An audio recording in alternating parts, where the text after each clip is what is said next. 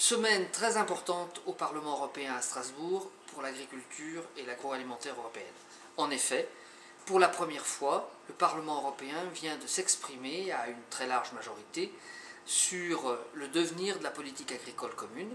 En effet, avec le traité de Lisbonne, c'est la première fois que nous sommes réellement en codécision. 4 rapports ont été soumis à l'approbation de la plénière, après avoir été approuvés par la Commission de l'agriculture le 23 et le 24 janvier dernier. La plénière a largement confirmé les options choisies par la Commission de l'agriculture.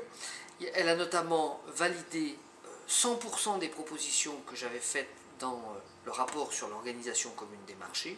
Elle a également validé les orientations sur le développement rural et apporté une légère correction au premier pilier, c'est-à-dire à la question du verdissement, en revenant, suite à un malentendu entre les groupes politiques, à la proposition initiale de la Commission.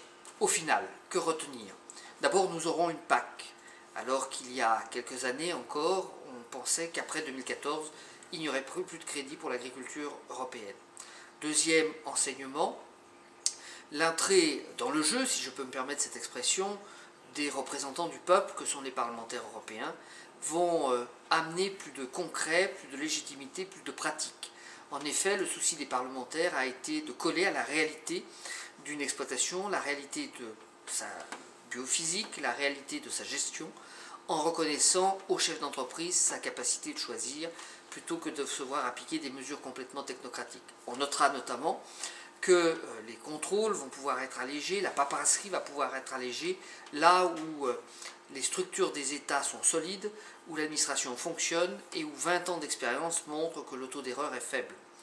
Nous pourrons également, à l'avenir, compter sur une PAC plus réceptive aux contraintes environnementales, puisque désormais les agriculteurs recevront une bonification de leur aide s'ils accomplissent un certain nombre de tâches, la diversification des cultures, un taux minimal d'herbe sur leur exploitation par exemple.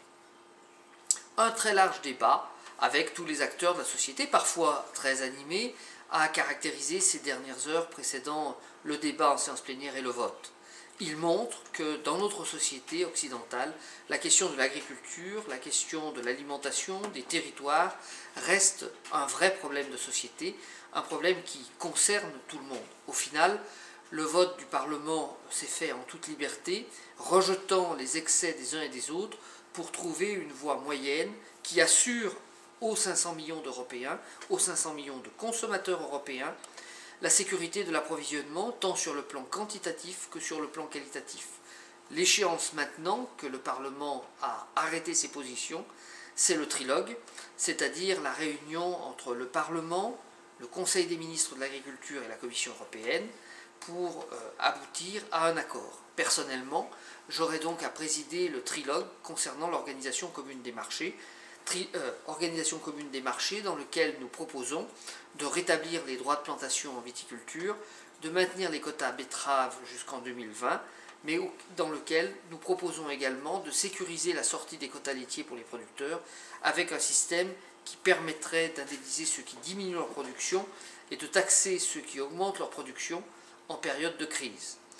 Conforter l'organisation des producteurs, clarifier le droit de la concurrence de manière à avoir une même application dans l'ensemble des 27 pays européens, bientôt 28 avec l'entrée de la Croatie le 1er juillet prochain. C'était un devoir pour les parlementaires, c'est une mission désormais que nous avons accomplie, une volonté affichée que je vais m'attacher à défendre dans les réunions à venir pour aboutir à un bon résultat fin juin lorsque nous bouclerons ce projet de réforme de la PAC.